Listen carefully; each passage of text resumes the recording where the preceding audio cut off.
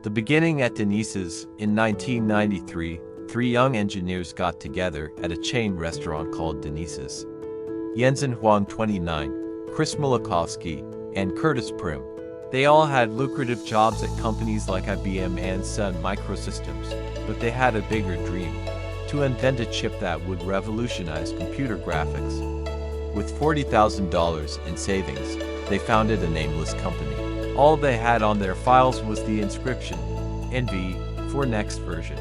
They later chose the name Nvidia from the Latin word Nvidia, meaning envy. Why? Because they wanted others to be jealous of their technology. Bitter failure and miraculous salvation. Nvidia's first product, the Cart 1995, was a disastrous failure because it was not compatible with Microsoft's new Direct standard. A competitor like 3DFX dominated the market. Nvidia was on the verge of bankruptcy.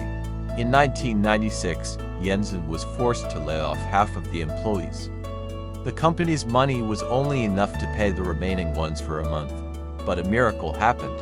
The head of Sega, who had just canceled the cooperation agreement with Nvidia, came to Jensen and said, "I still believe in you." He invested $5 million in Nvidia.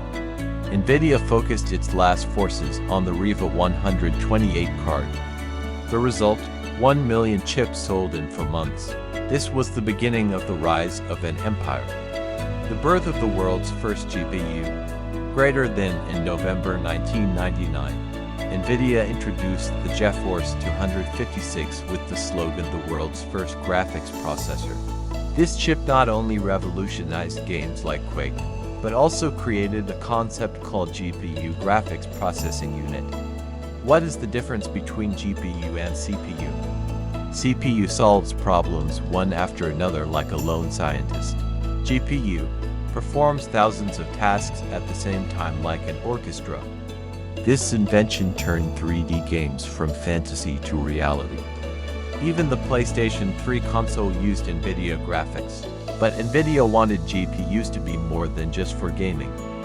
In 2006, it introduced the CUDA platform, a language that allowed programmers to use the parallel power of GPUs for scientific computing. Example, simulating atomic bombs at Los Alamos laboratories. Example, DNA analysis in medicine. But no one imagined that CUDA would one day fuel the engine of AI. In 2012, the AI AlexNet reduced errors by 41% in image recognition competitions with the help of Nvidia GPUs. This was a turning point that woke up the tech giants. AI is not possible without Nvidia GPUs. YouTube, victim or partner? Greater than now, let's get to Nvidia's role in the YouTube world. Did you know that 95% of YouTube videos are processed by Nvidia GPUs? But the story is more interesting. In 2023, reports revealed that Nvidia used millions of YouTube and Netflix videos, without permission, to train its AI models. For example, to train a model that creates 3D worlds. YouTube claims this is a violation of copyright laws. Nvidia's defense: we learn from videos like humans. AI has the right to learn too. The conflict raises a key ethical question. Does the public data of the internet belong to everyone, revolutionizing industries with AI? But Nvidia's dominance isn't limited to YouTube. Today, its chips are used in Tesla's self-driving cars, AI supercomputers like ChatGPT, planet Earth simulations to predict climate change. Nvidia's market value will exceed $3 trillion in 2024. Why? Because Jensen Huang has a slogan: "We build technology for the Einsteins of the digital age." Nvidia's legacy. From that humble restaurant to a $3 trillion empire, Nvidia has taught the world 3 key lessons. 1. Turn failures into rockets. 2. Hardware is dead without software. 3.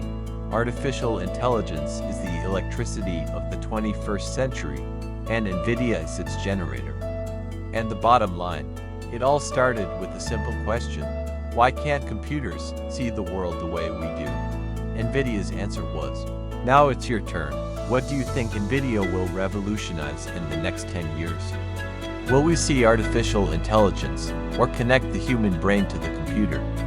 Share your comments with the hashtag Nvidia_history_maker. And if you like this video, subscribe so you don't miss the next episode about YouTube's role in the digital revolution.